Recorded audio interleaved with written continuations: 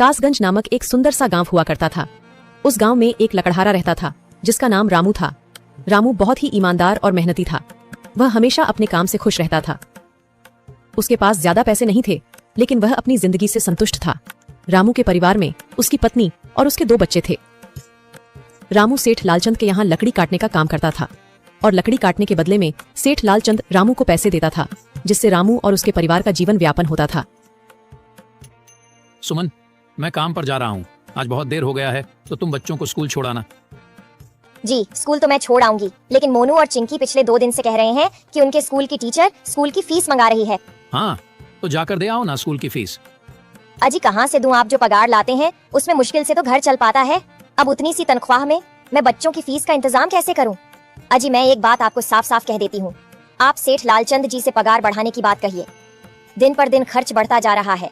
बाजार में अगर सब्जी लेने निकलो तो सब्जियों के दाम आसमान छू रहे हैं, और बच्चों की पढ़ाई का खर्चा, घर का खर्चा, अब इतनी कम तनख्वाह में कैसे गुजारा होगा? ठीक है, मैं आज ही सेठ जी से थोड़ा पगार बढ़ाने की बात करता हूँ।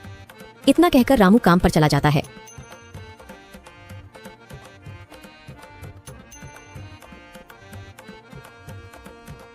अरे भाई, आज तो पगार का दिन है। देखो, अब यह सेठ लालचंद कोई ना कोई लोचा जरूर करेगा। हमेशा कोई ना कोई बहाना बनाकर पगार कम कर देता है। और अगली बार तो मेरी आधी पगार काट ली थी, यह कहकर कि जो मैंने लालचंद जी से 200 रुपए उधार लिए थे उसका ब्याज बढ़कर 1000 रुपए हो गया है, इसलिए मैं तुम्हारी पगार में से 1000 रुपए काट रहा हूँ। हाँ हरिया भाई, तुम एकदम ठीक कह रहे हो। ये सेठ लालचंद ना एक नंबर का चालाक और लालची इंसान है। एक तो दुगुना काम ले लेता है और बदले में पैसे भी पूरे नहीं देता। हाँ भाई, मेरे भी अगली बार सेठ लालचंद ने पगार काट लिए थे। मैंने बस 2 छुट्टी ली थी जब मेरी बिटिया बहुत बीमार थी, और इस लालचंद ने इस बात का फायदा उठाकर मेरी पूरी आधी पगार काट ली। हे भगवान, बस सेठ जी इस बार मेरी पूरी पगार दे दें। बच्चों के स्कूल की फीस भी भरनी है। ऐसे सभी लकड़हारे अपने काम पर लग जाते हैं। काम करने के बाद सेठ लालचंद के पास जाते हैं। सेठ जी, महीना पूरा हो गया है, हमें हमारी तनख्वाह दे दीजिए। देखो भाइयों, अभी मेरे पास तुम्हें देने के लिए पैसे नहीं है। अभी माल नहीं बिका है, सारा माल गोदाम में ही पड़ा हुआ है। कल या परसों तक तुम्हें तुम्हारी तनख्वाह मिल जाएगी। पर सेठ जी, अभी हमारे पास बिल्कुल पैसे नहीं बचे हैं। घर का भी सामान लाना है, बच्चों की फीस भरनी है। अरे मैंने कहा तो सही, 1-2 दिन और रुक जाओ, कल या परसों तक पैसे मिल जाएंगे। अभी मेरे पास पैसे नहीं है। सभी लकड़हारे निराश मन से अपने अपने घर आ जाते हैं। अजी क्या हुआ? इस बार कितना पगार मिला है? सुमन, अभी कोई पगार नहीं मिला। सेठ जी ने कहा है कि 1-2 दिन में पगार मिल जाएगा। पगार नहीं मिला? आपको तो पता है ना, बच्चों की फीस भरनी है। इनकी स्कूल टीचर ने आज साफ साफ चेतावनी दे दी है कि अगर कल फीस नहीं लाई तो बच्चों को घर पर ही बिठा लेना। अब बताओ मैं क्या करूं? मैं क्या करूं सुमन, ये सेठ जी समय पर कभी पैसे देते ही नहीं है। अब तो बस हम इंतजार के सिवा और कुछ नहीं कर सकते।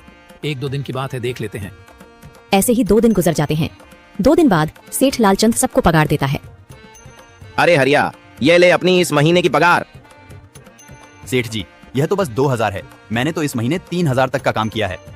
हाँ, काम तो किया है, लेकिन तूने 1-1 घंटे आराम भी तो किया है। ये पैसे उसी आराम के कांटे हैं। पर सेठ जी, आपने तो कहा था 8 घंटे काम के महीने में 3000 मिलेंगे, और मैंने तो 8 घंटे काम किया और 1 घंटे आराम। देख हरिया, मुझे ज्यादा हिसाब किताब ना समझा। ये 2000 रख, अगर चाहिए तो, और अगर नहीं चाहिए तो कहीं और काम ढूंढ ले।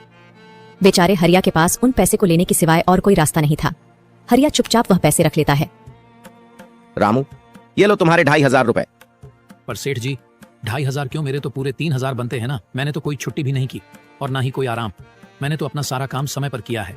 हाँ, समय पर तो किया है, पर इस समय बाजार में लकड़ियों का दाम काफी सस्ता हो गया है। इस वजह से अभी तुम्हें भी पगार कम ही मिलेगी जब तक लकड़ियों का दाम नहीं बढ़ता। पर सेठ जी, बात तो 3000 की हुई थी ना। अब 2500 में मैं कैसे घर चलाऊंगा? बच्चों की स्कूल की फीस भी भरनी है। सेठ जी, इस बार आप पूरे पैसे दे दीजिए। 2500 ही मिलेंगे तुझे। यहाँ काम करना है तो कर, वरना कहीं और काम ढूंढ ले। बेचारे हरिया के पास उन पैसे को लेने के सिवाय और कोई रास्ता नहीं था।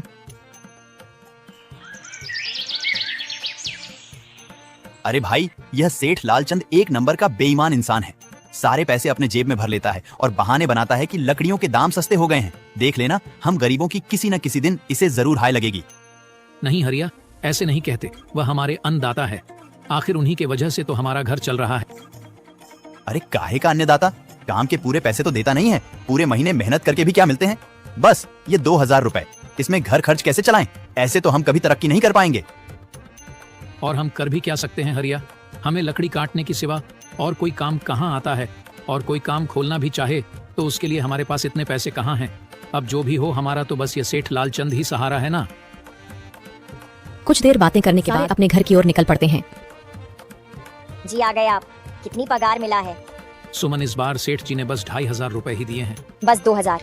इतने में कैसे घर चलाएंगे? बच्चों की फीस में ही 1000 रुपए निकल जाएंगे, फिर 1500 में क्या क्या करेंगे? अब मैं क्या कहूँ सुमन, अब तुम्हें इसी में ही गुजारा करना होगा। तुम सबसे पहले बच्चों की फीस भर देना, इसके बाद बाकी का मैं देखता हूँ। अजी आप क्या देख लोगे? सेठ जी से पूरे पैसे तो मांगे नहीं गए आपसे?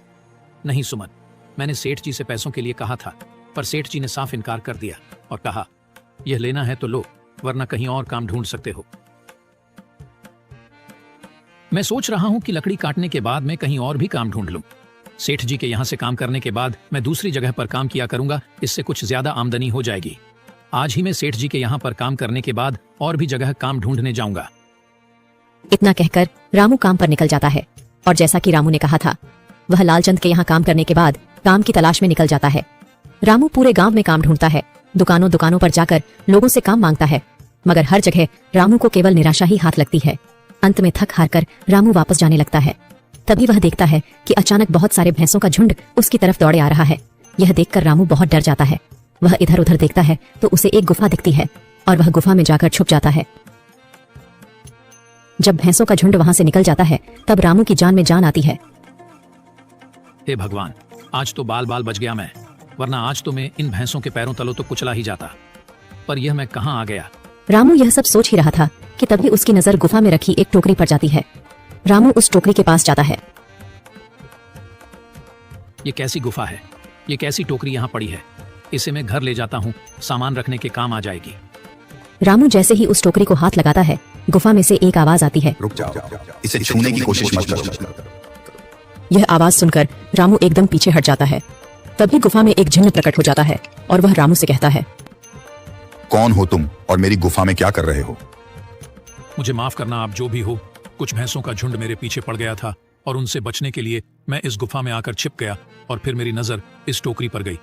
माफ कीजिए, मुझे लगा यहाँ कोई नहीं है तो यह टोकरी किसी की नहीं होगी, इसलिए मैंने इसे छुआ। रामू, तुम्हें डरने की जरूरत नहीं है। मैं तुम्हारे बारे में सब जानता हूँ। मेरी नजर एक बार भी जिस पर पड़ जाती है, मैं उसका इतिहास अपनी खुली आंखों से देख सकता हूँ। पर आप है कौन, और आप इतने विचित्र क्यों दिखाई पड़ रहे हैं? आप अपना परिचय दीजिए, कौन है आप? मैं एक जिन हूँ, और मैं कई सालों से इस गुफा की रक्षा कर रहा हूँ। यह गुफा मेरे पूर्वजों की है। इस गुफा में केवल वही इंसान घुस सकता है जिसका मन बिल्कुल पवित्र हो। अगर तुम अपवित्र होते तो तुम इस गुफा में कभी नहीं घुस पाते। तुम एक सच्चे इंसान हो, इसलिए तुम इस गुफा में घुस पाए और इस टोकरी को छू पाए। अब तुमने इस टोकरी को छुआ है तो यह टोकरी तुम्हारी हुई। नहीं, मुझे यह टोकरी नहीं चाहिए, मैं तो बस देख रहा था। डरो मत रामू, तुम ये टोकरी ले जाओ। ये कोई साधारण टोकरी नहीं है, बल्कि यह जादुई टोकरी है। जादुई टोकरी? क्या यह वही जादुई टोकरी है जिसके बारे में हमारी दादी कहानी सुनाई करती थी कि किसी गांव में एक जादुई टोकरी हुआ करती थी और वह सबकी इच्छाएं पूरी करती थी? हाँ रामू, ये वही जादुई टोकरी है। अब तुम इस टोकरी के मालिक हो। तुम इसके इस्तेमाल से अपनी स्थिति सुधार सकते हो। पर याद रखना, तुम जो भी वस्तु इस टोकरी में एक बार डालोगे, वह चीज ही तुम्हें बार बार इस टोकरी में डालनी होगी। इसके अलावा तुम और दूसरी कोई चीज इस टोकरी में नहीं डाल सकते। अगर तुमने ऐसा किया तो इसका परिणाम तुम्हें ही भुगतना होगा। मेरी इस बात को हमेशा ध्यान में रखना, और सोच समझकर बिना लालच किए इस टोकरी में वह ही सामान रखना जिसकी तुम्हें जरूरत हो। रामू टोकरी को लेकर घर आ जाता है। सुमन, ये देखो, ये मैं क्या लेकर आया हूँ। क्या लाए हो आप? बस ये एक टोकरी। सबसे पहले यह बताइए, आप तो काम की तलाश में गए थे ना, तो कोई दूसरा काम मिला कि नहीं? नहीं। अरे सुमन, मेरी पूरी बात तो सुनो। ये कोई ऐसी वैसी टोकरी नहीं है, बल्कि यह एक जादुई टोकरी है। रामू सुमन को वह सारी घटना के बारे में बताता है जो उसके साथ हुई। अच्छा, तो आपका कहने का मतलब है कि इस टोकरी में हमें कोई ऐसी चीज डालनी होगी जिसकी हमें सबसे ज्यादा जरूरत हो। हाँ सुमन, हमें सोच समझकर ही इसमें कोई चीज डालनी होगी। रामू थोड़ी देर सोचता है, फिर उसका ध्यान उन लकड़ियों पर जाता है जो एक बार उसने सुमन को रखने को दी थी। सुमन, तुम्हें याद है, एक बार मैं जंगलों में लकड़ियां काटने गया था तो मुझे एक चंदन की लकड़ी मिली थी, और वह मैंने तुम्हें लाकर दे दी थी। हाँ, दी तो थी। तो तुम उस लकड़ी को ले आओ, हम उस चंदन की लकड़ी को ही इसमें डालेंगे और उस लकड़ी से अपना एक व्यापार शुरू करेंगे। सुमन चंदन की लकड़ी को ले आती है और उसे टोकरी में डाल देती है। वह जैसे ही चंदन की लकड़ी उस टोकरी में डालते हैं, उसमें कई सारी लकड़ियां आ जाती हैं। अरे वह यह तो चमत्कार ही हो गया। ये देखिए कितनी सारी चंदन की लकड़ियां हो गई। अगर आप इसको बेचेंगे तो इससे काफी अच्छे पैसे मिलेंगे। हाँ राधा, मैं कल सुबह बाजार जाकर इनको बेच आऊंगा और जो पैसे मिलेंगे उससे हम अपने मोनू और चिंकी के स्कूल की फीस भर देंगे और बाकी बचे पैसों को संभाल कर रख लेंगे। अगले दिन रामू लालचंद सेठ के यहाँ काम पर न जाकर चंदन की लकड़ियों को बेचने के लिए बाजार की ओर निकल पड़ता है। वहाँ पर रामू चंदन की लकड़ियों को बहुत ही कम दामों में बेचा, जिसकी वजह से आम लोगों के साथ साथ बड़े व्यापारियों ने भी रामू से चंदन की लकड़ियाँ खरीदी। लकड़ियों को बेचकर रामू को काफी अच्छे पैसे मिले। पैसों को लेकर चंदन घर आ जाता है। ये देखो सुमन, उन लकड़ियों को बेचकर मुझे कितने सारे पैसे मिले हैं। ये लो कुछ पैसे, इससे तुम कल मोनू और चिंकी के स्कूल के फीस भर देना।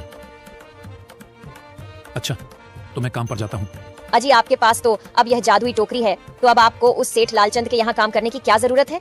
हाँ सुमन, मैं सेठ लालचंद जी के यहाँ काम पर नहीं जा रहा, बल्कि मैं तो वहाँ पर जो काम कर रहे बाकी के लकड़हारे हैं उन्हें ये खुशी की खबर देने जा रहा हूँ, क्योंकि सेठ लालचंद जी से मेरे साथ साथ वह लकड़हारे भी बहुत परेशान थे। इसलिए अगर मेरा भला हो रहा है तो क्यों ना मैं उन सभी का भला करूं। वह सभी बहुत ईमानदार लकड़हारे हैं, वह सभी बहुत मेहनत से काम करते हैं, मगर लालचंद ने कभी भी उनको उनकी मेहनत के सही पैसे नहीं दिए। इसलिए मैंने सोचा है क्यों ना मैं उनको अपने इस काम में शामिल कर लूं। हाँ जी, बात तो आपकी बिल्कुल सही है। अगर आप सभी लोग एक साथ मिलकर काम करेंगे तो हम सब बहुत जल्द ही तरक्की हासिल कर लेंगे।